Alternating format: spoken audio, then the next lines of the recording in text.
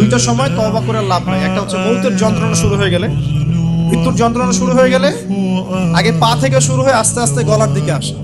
হাদিসে যেমনটা এসেছে, সূরা ওয়াকিয়ার মধ্যেও আছে যে পায়ের দিক থেকে যন্ত্রণা শুরু হয়ে আস্তে আস্তে আস্তে আস্তে এই গলার দিকে আসে। আত্মাটা গলার এখানে যখন চলে আসে, এখান থেকে মালাকুল মউত আত্মাটাকে নিয়ে চলে যায় এবং চোখ দিয়ে তাকিয়ে থাকে মানুষ। রূহটা চলে গেলে মানুষ চোখ দিয়ে তাকিয়ে থাকে। দেখবেন এই কারণে মৃত ব্যক্তি তাকিয়ে থাকে, চোখ খোলা থাকে, এবং তখন আসমান থেকে সিঁড়ি নামিয়ে দেওয়া হয়। ওই সিঁড়িতে করে আত্মা চলে যাচ্ছে, ও তাকিয়ে দেখে যে আত্মা চলে যাচ্ছে। এবং মানুষ মারা যাওয়ার পরে চোখ জীবিত থাকে অনেকক্ষণ। মেডিকেল সায়েন্স যারা পড়েছে তাদেরকে জিজ্ঞাসা করবে, মানুষ ডেড হয়ে গেলেও চোখ দেখবেন আরো কয়েক ঘন্টা, হয়তো আরো নির্দিষ্ট একটা সময় পর্যন্ত চোখটা কিন্তু জীবিত থাকে।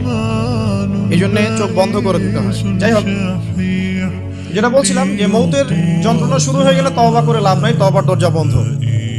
আর পশ্চিম দিক থেকে সূর্য উঠে গেলে তওবা করে লাভ নাই, তওবার দরজা